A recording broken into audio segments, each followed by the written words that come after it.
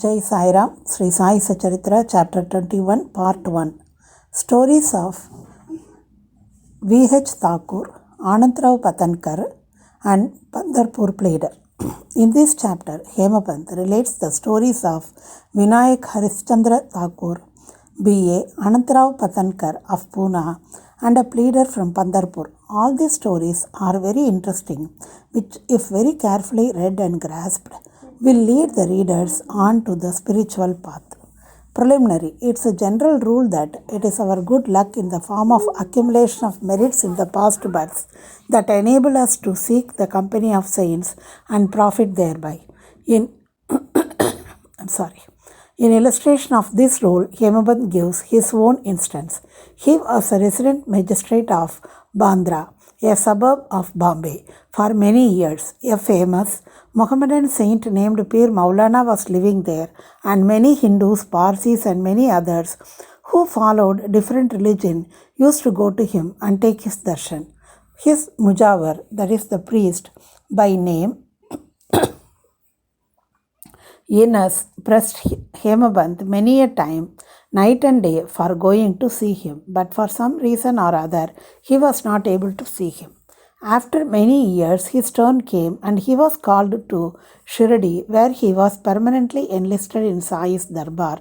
Unfortunate fellows do not get this contact of the saints. It's only fortunate ones that get it. Institutions of saints. There have been institutions of saints in this world from time immemorial. Various saints appear, that is, incarnate themselves in various places to carry out the missions allotted to them. But though they work in different places, they are as it were one. They work in unison under the common authority of the Almighty Lord and know full well that what each of them is doing in this place, and supplement his work where necessary. An instance illustrating this is given below. Mr.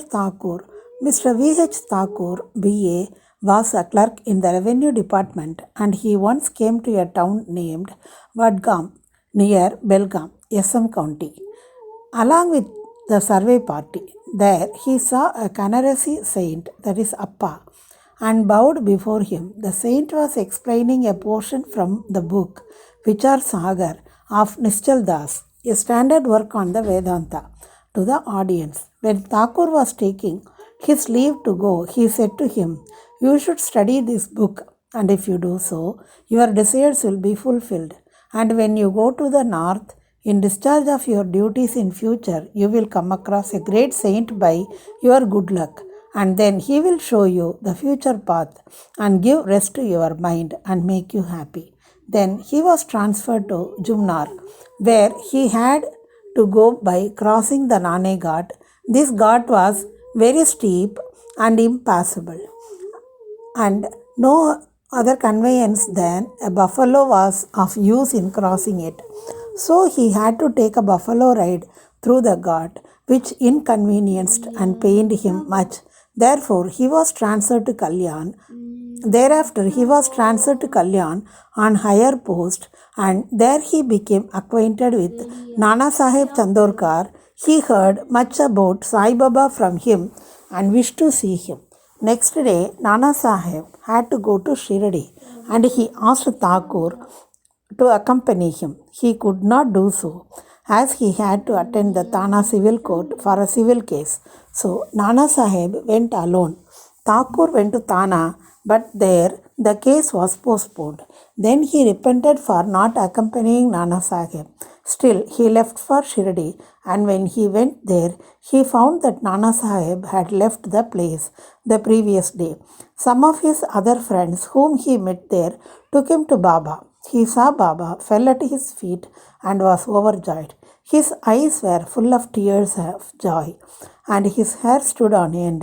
Then, after a while, the omniscient Baba said to him, "The path of this place is not so easy as the teachings of Kanarasi Saint Appa, or even the buffalo ride in the Nane Ghat. In the spiritual path, you have to put in your best exertion, as it is very difficult." When Thakur heard these significant signs and words which none else than he knew. He was overwhelmed with joy. He came to know that the word of the Kanarasi saint had turned true. Then, joining both hands and placing his head on Baba's feet, he prayed that he should be accepted and blessed. Then Baba said, "What Appa told you was all right, but these things have to be practiced and lived. Mere reading won't do. You have to think and carry out what you read, otherwise, it is of no use. Mere book learning without the grace of the Guru and the self realization is of no avail."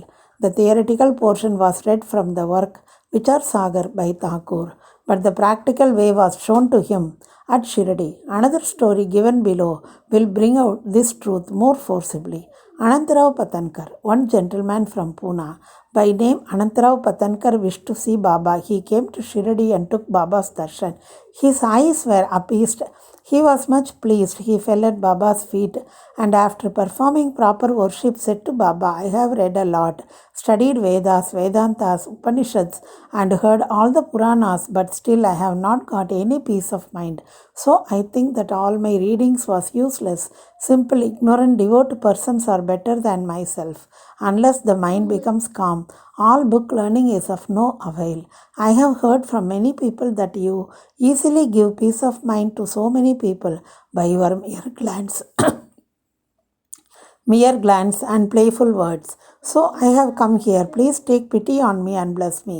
Then Baba told him a parable which was in the next chapter. Jai Sai Ram.